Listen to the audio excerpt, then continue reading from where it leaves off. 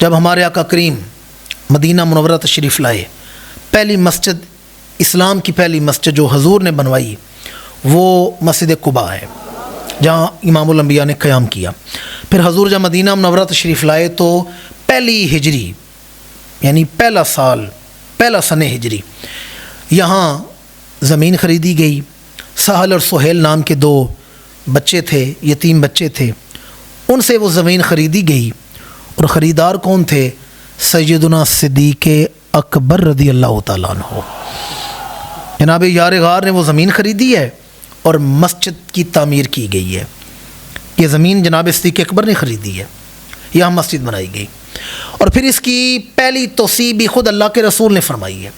7 ہجری میں جب خیبر فتح ہوا ہے نا، تو فتح خیبر کے بعد امام الانبیاء نے اس کی توسیع کی ہے، مسجد نبوی کی۔ امام الانبیاء کی پہلی توسیع کے بعد دوسری توسیع کی ہے تو جناب سیدنا فاروق اعظم کے دور میں، دور فاروقی میں دوسری بار اس کی توسیع کی گئی ہے۔ تفصیلات کا وقت نہیں کہ کیا کیوں کچھ کیا گیا، یعنی لکڑ کے ستون ہٹا کر کچی اینٹوں کے ستون کھڑے کیے گئے اور اہتمام کیا گیا۔ اس کے بعد اس کی جو توسیع ہوئی ہے دور عثمان غنی میں ہوئی ہے۔ سیدنا عثمان غنی نے توسیع کی اور بڑی خوبصورت چونے کے پتھر لائے گئے اور دیواروں کو پینٹ کیا گیا، اور بڑے خوبصورت آپ نے لکڑیاں منگوائیں اور ان پر میناکاری تھی، بڑے اہتمام کے ساتھ آپ نے توسیع کروائی ہے۔ اور پھر اس کی چوتھی توسیع آپ نے نام سنا ہوگا، جنہیں ثانی فاروق اعظم کہا جاتا ہے، سیدنا عمر بن عبد العزیز رضی اللہ تعالیٰ عنہ۔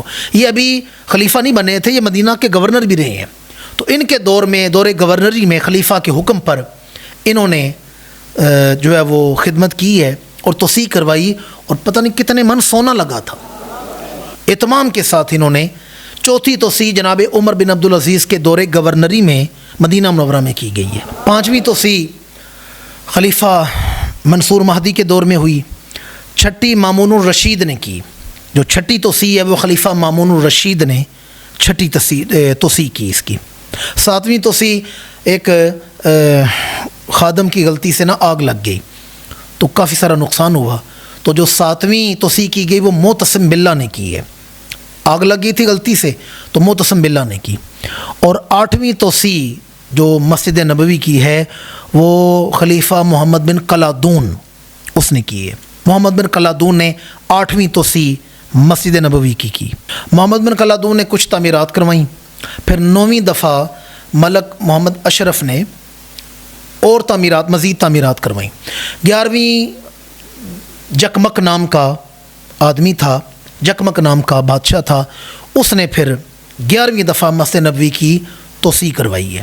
اس سے کافی علاقہ پھیلا ہے، حرم کی طرف دیوار اور دیگر معاملات، وہ تفصیل ساری مجھے پتہ ہے لیکن وقت مختصر ہے۔ کیا کھڑکیاں تھیں، کیا فانوس تھے، کیا کچھ معاملات تھا، وہ بھی تفصیل ہے، سب کچھ کتب تاریخ میں بڑا پڑا ہے، جس سے کہ وفاء الوفا میں اور دیگر بے شمار کتابوں میں ساری تفصیلات جمع کی گئی ہیں۔ 11ویں سلطان اشرف کائنائی اس نے کروائی، بڑی خوبصورت توسیع کی گئی، بڑا کچھ کیا گیا، لیکن کچھ عرصہ کے بعد آسمانی بجلی گرنے سے عمارت جلی ہے اور تقریباً ساری عمارت ہی جل گئی، کافی زیادہ نقصان ہوا۔ تو پھر سلطان اشرف کائنائی نے دوبارہ اس کی تعمیر کروائی ہے۔ یہ غالباً 886 ہجری میں 886 ہجری میں واقع ہوا ہے۔ اور پھر اب جو توسیع کی گئی ہے اس میں پھر جو ہے وہ اس کا طول و عرض بھی بڑھ گیا ہے، اور پھر اہتمام کے ساتھ یہاں لائبریریاں بنائی گئیں، مسافر خانے بنائے گئے، یہاں پر باورچی خانہ بنایا گیا، لنگر خانہ بنایا گیا، اور کھڑکیاں اور دروازے اور تانبے کی جالیاں لگائی گئی۔ بڑے اہتمام کے ساتھ سلطان اشرف کائنائی نے اس کی توسیع کروائی۔ اور پھر 13ویں توسیع ترکوں نے کی ہے۔ اللہ اکبر، پورا ایک الگ سے مضمون ہے، پورا ایک الگ سے موضوع ہے یہ کہ ترکوں نے محبت کی، ادب کی مثالیں قائم کی ہیں۔ سلطان عبد الحمید آپ کے دور میں 13ویں توسیع کی گئی۔ انہوں نے کیا کیا میں مختصراً بتا دیتا ہوں۔ انہوں نے قسطنطنیہ یعنی استنبول سے باہر پورا ایک شہر آباد کیا، چونکہ یہ خلافت 3 بر اعظموں میں پھیلی ہوئی تھی، تو انہوں نے پوری خلافت سے ہر فن کے جو عظیم کاریگر تھے نا، ہر فن کے، انہیں وہاں جمع کیا گیا۔ کوئی مینا کاری کر لیتا تھا، کوئی کتابت کر لیتا تھا، کوئی لکڑی کا کام کرتا تھا، ہر فن کے کاریگر انہوں نے جمع کیے، پورا ایک شہر آباد کیا گیا، اور ان سے کہا کہ اب جو تمہاری اگلی نسل ہوگی نا، اولاد پیدا ہوگی، تم نے اپنا فن ان میں منتقل کرنا ہے، جو اللہ نے تمہیں صلاحیت دی ہے، جو تمہارے پاس فن ہے ان میں منتقل کرنا ہے، اور انہیں حافظ قرآن بھی بنانا ہے۔ صرف 2 کام کرنے ہیں، اخراجات کا بوجھ سارا حکومت اٹھائے گی، تم نے ایک اپنا فن ان میں منتقل کرنا ہے، اور دوسرا انہیں حافظ قرآن بنانا ہے۔ اور پھر نئی کانیں کھودی گئیں، جہاں سے کوئی قیمتی چیز پتہ چلتی تھی نا خلافت کے، جتنا ایریا میں خلافت یا دنیا میں جہاں بھی، وہاں سے وہ لے آتے تھے۔ نئی کانیں کھودی گئیں، نئے پتھر نکالے گئے، نئی نئی چیزیں ایجاد ہوئیں، اور پھر 25 سال کا عرصہ لگا ہے۔ انہوں نے مدینہ منورہ سے باہر ایک بستی آباد کی، اور وہ بحری اور بری راستوں سے وہ سامان وہاں پر لایا گیا، اور پھر وہ نسل وہاں منتقل ہوئی، اور پھر انہوں نے توسیع کا کام شروع کیا ہے۔ اور آپ حیران ہو جائیں گے، جو کاریگر کام کرنے والے تھے نا، ان سے 2 چیزیں لی گئیں، 2 چیزیں ان سے لی گئیں۔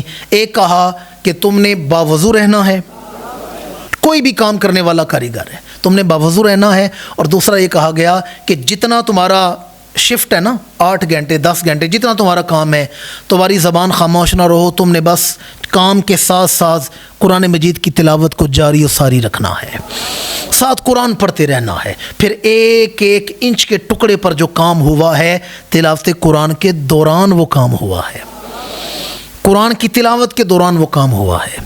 پوری مسجد گنبدوں سے بھر دی گئی، اور یہاں پر کتابت کی گئی، یہاں پر کھڑکیوں جو ہیں وہ الماریاں، دروازوں سے بڑی بڑی الماریاں، کھڑکیاں بنائی گئیں، توسیع کی گئی۔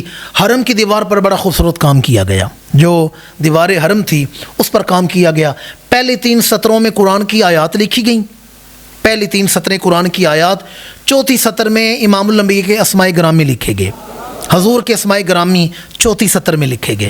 عبداللہ زہدی آفندی نام کا کاتب تھا جس نے وہاں کتابت کی، اور محبت کی ایک عظیم داستان ہے۔ میں نے پہلے عرض کیا، یہ میں آپ کو مختصراً بتا رہا ہوں، ان کا پورا ایک موضوع ہے، آخر 25 سال میں انہوں نے کام کیا ہے، تو پھر پورا ایک موضوع ہے کس ادب محبت کے ساتھ۔ اگر کسی جگہ ہتھوڑا استعمال کرتے تھے نا، تو اوپر ربڑ چڑھا لیا کرتے تھے، کپڑا چڑھاتے تھے، کیل پر بھی لکڑ کے کیل تھے، کیل پر اور ہتھوڑے پر، اس لیے تاکہ جب ہم ہتھوڑا چلائیں تو آواز گونجتی ہے، ہتھوڑا چلے تو آواز گونجتی ہے۔ اور ساتھ امام الانبیاء کا حجرہ ہے، روضہ رسول ہے، اتنا انہوں نے ادب کا خیال رکھا ہے۔ پھر 14ویں توسیع 1372 میں ہوئی، پھر 15ویں 1393 میں ہوئی ہے، اور 16ویں توسیع جو اب تک کی سب سے بڑی توسیع ہے وہ 1406 ہجری میں ہوئی ہے۔ پھر انہوں نے تو کافی اہتمام کے ساتھ، چونکہ جدت آ چکی تھی تو کافی اہتمام کے ساتھ انہوں نے توسیع کی ہے۔ ایک تو مسجد کا طول و عرض بڑھ گیا، تقریباً 7 لاکھ نمازیوں کی جگہ 7 لاکھ نمازی وہاں پر نماز پڑھتے ہیں۔ تہہ خانے بنائے گئے، وضو خانے بنائے گئے، انڈور پارکنگ بنائی گئی، نیچے روڈ میپ ہے، پارکنگ ہے، اس کے علاوہ وہاں پر کیمرے، جدید ساؤنڈ سسٹم نصب کیا گیا، اور پھر مانیٹرنگ کا انتظام کیا گیا، اور خودکار سیڑھیاں، اسکلیٹرز ہیں، لفٹس ہیں، یعنی بے شمار اہتمام کیا گیا، جو دنیا کی کسی اور عمارت میں اس اہتمام کے ساتھ نہیں کیا گیا جو مسجد نبوی میں کیا گیا ہے۔